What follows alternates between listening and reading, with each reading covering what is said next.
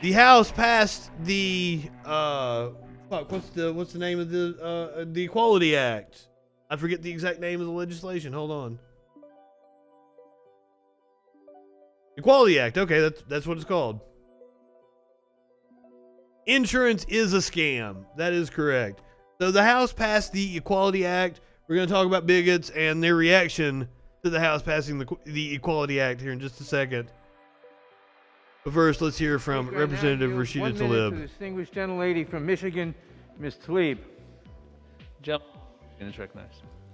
Today is a great day. Today we send a clear message to every LGBT that you belong here, that you are loved for who you are, and that we won't stop fighting until your experience is true equity and equality. We are experiencing a crisis of violence against our LGBTQ neighbors, especially people of color and our transgender communities.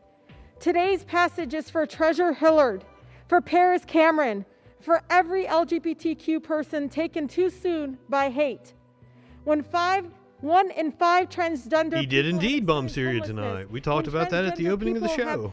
Half the home ownership rate of cisgender people, we have a structural problem. By outlawing discrimination in housing, employment, education, and public accommodations, we send a powerful message to the bigots, including those here in Congress, that their time is over. Listen very closely and remember these words. We are winning. We will continue winning. Our will is unbreakable. Our love is so much stronger than your sad, pathetic hate. Notice she said, including here in Congress. I wonder who she might have been taking aim at. Could it be everybody's favorite Republican freshman representative, Marjorie Taylor Greene, who had a little stunt today in reaction to the passage of the bill? Because isn't she so cool?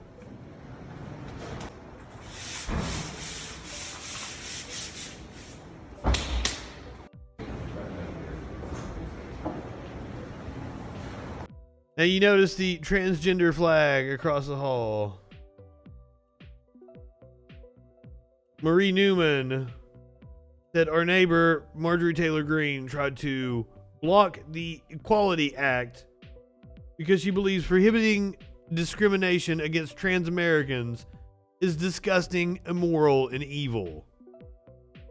Thought we'd put up a transgender flag so she could look at it.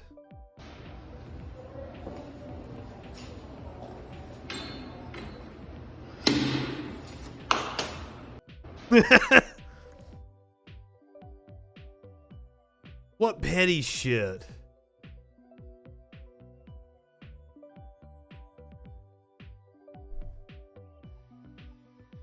Right-wingers are absolute fucking morons.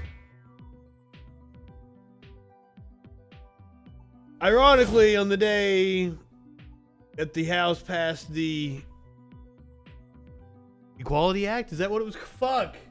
I fucked it up again.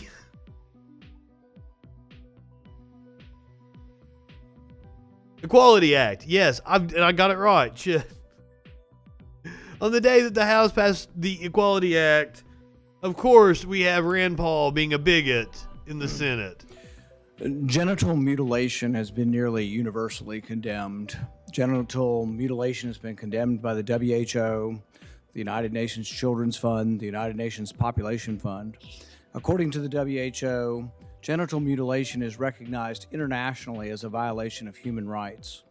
Genital mutilation. This is Rachel Levine's confirmation hearing in front of the Senate. Carried out on minors and is a violation of the rights of children. Most genital mutilation is not typically performed by force. She has been nominated for deputy social convention, social norm, the social pressure to conform, Secretary of Health, to do what others do and have been doing, as well as the need to be accepted socially and the fear of being rejected by the community. American culture is now. I hope you're not getting fisted while you take your kid to gymnastics class. Development of their secondary sexual characteristics. That would be Dr. Levine, awkward. You have supported both allowing minors Have yourself a to take fantastic hormone evening. blockers to prevent them from going through puberty, as well as surgical destruction of a minor's genitalia. Like surgical mutilation, hormonal interruption of puberty can permanently alter and prevent secondary sexual characteristics. The American College of Pediatricians reports that 80 to 95% of prepubertal children with gender dysphoria will experience resolution by Remember, this is a confirmation hearing. And he wanted to bring up trans issues just because she happens to be trans. late adolescence if not exposed to medical intervention and social affirmation. Dr. Levine, do you believe that minors are capable of making such a life-changing decision as changing one's sex? Well, Senator, thank you for your interest in this question. Transgender medicine is a very complex and nuanced field with robust research and standards of care that have been developed.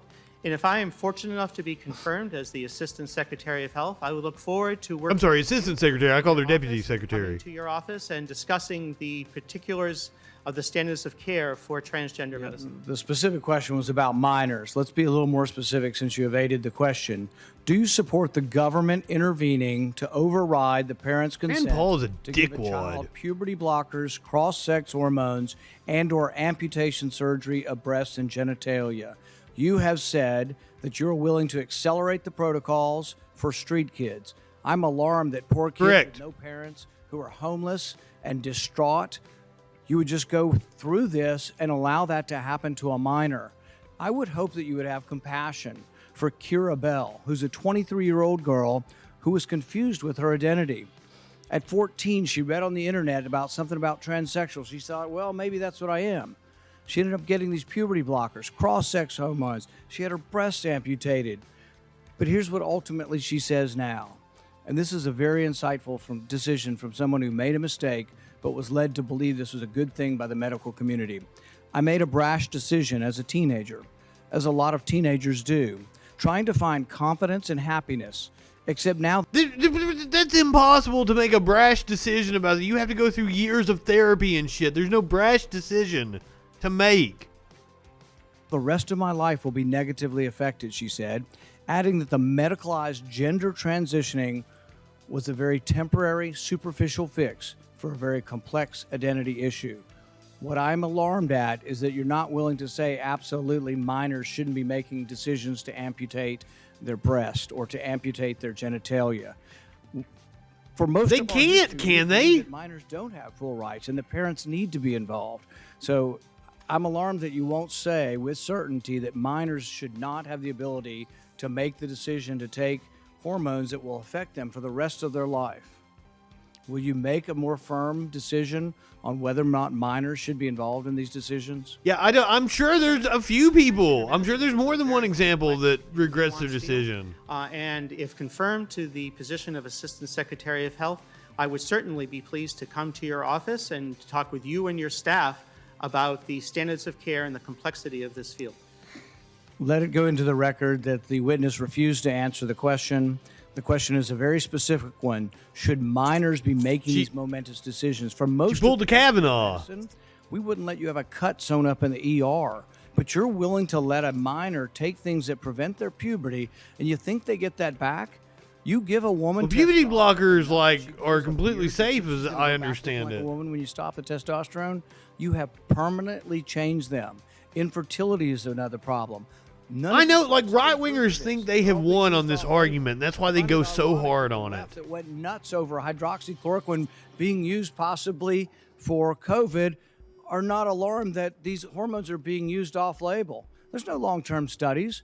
We don't know what happens to them. We do know that there are dozens and dozens of people who've been through this who regret that this happened and a permanent change happened to them. And, you know, if you've ever been around children, 14-year-olds can't make this decision. In the gender dysphoria clinic in England, 10% of the kids are between the ages of 3 and 10. We should be outraged that someone's talking to a 3-year-old about changing their sex. I can't vote. I don't think that happens. I think he's just straw manning. God, I hate right wingers so much.